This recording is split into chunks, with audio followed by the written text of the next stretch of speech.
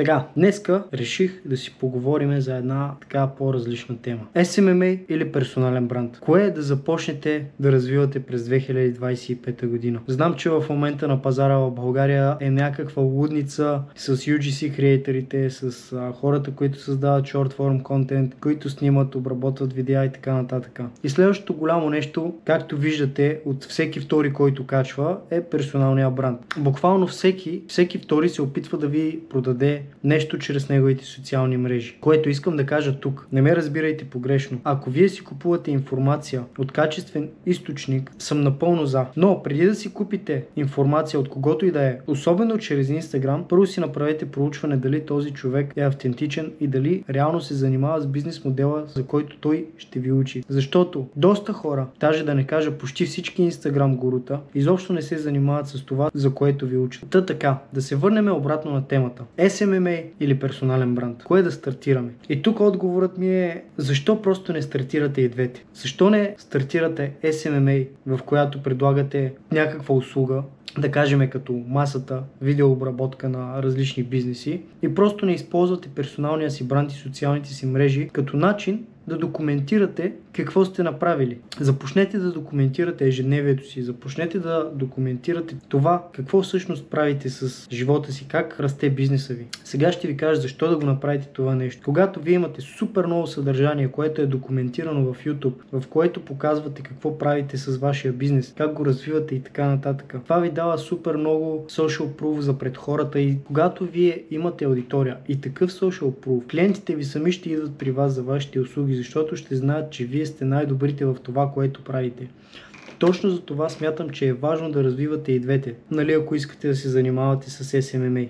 Започнете агенцията си и започнете да създавате съдържание около това какво всъщност правите и с какво се занимавате. И двата бизнес модела имат позитиви и минуси. Както знаете, с агенцията трябва да ричвате супер много бизнеси абсолютно всеки ден, за да може да записвате нови клиенти, защото това е идеята на вашата агенция. Да записвате колкото се може повече клиенти, за да може вие да растете. Персоналният бранд от другата страна е супер time consuming. Трябва да отделяте супер много време да мислите видеа, да мислите за какво да говорите, да пишете скриптове, да обработвате видеата. Но повярвайте ми, ако вие започнете да се занимавате и с двете неща, супер много ще сте ми благодарни, че съм ви казал да развивате именно персонален бранд и агенция заедно, защото веднъж след като изградите аудитория около дадена ниша, около дадено нещо, на вас изобщо повече няма да ви се налага да работите нормална работа или да се занимавате с някакви простоти. Тоест, накратко да ви го обясня. Когато имате агенция, вие постоянно трябва да работите в тази агенция. Постоянно трябва да вършите нещо, трябва да менежирате екип, за да може да растете. А с персоналния бранд не е чак така, защото вие просто създавате видео, качвате го примерно в YouTube и то работи за вас. С това видео може да привлечете нови клиенти. Единственото нещо, което се изисква от вас е да седнете и да го запишете това видео и да го качите в YouTube. То автоматично ще направи outreach примерно за вас. Ако сте направили видео примерно, в което обяснявате как real estate агенти да имат повече лидове, използвайки къси видеа за TikTok примерно,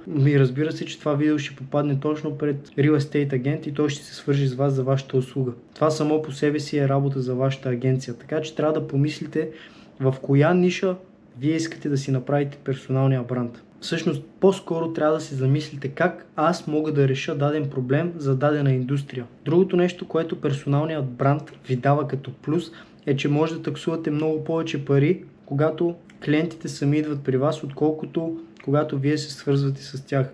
Защото има разлика между студен и топъл клиент. И тук не става въпрос само за персонален бранд около SMMA. В смисъл, буквално, ако вие имате знания в някоя индустрия, примерно сега напълно на рандом ще избера фитнес треньори, ако примерно вие сте фитнес треньор и създавате съдържание за хора, които искат да покачат килограми и мускулна маса, примерно, и го качвате това в YouTube, качвате съдържание, късо съдържание в Instagram и в TikTok, точно такива хора ще идват при вас. Тоест, както казах по-рано, вие трябва да си зададете въпроса: как аз мога да реша даден проблем за специфичен аватар? Ще ви дам и друг пример. Примерно, как аз мога да помогна на real estate агенти да развият профилите си онлайн, за да имат повече лидове.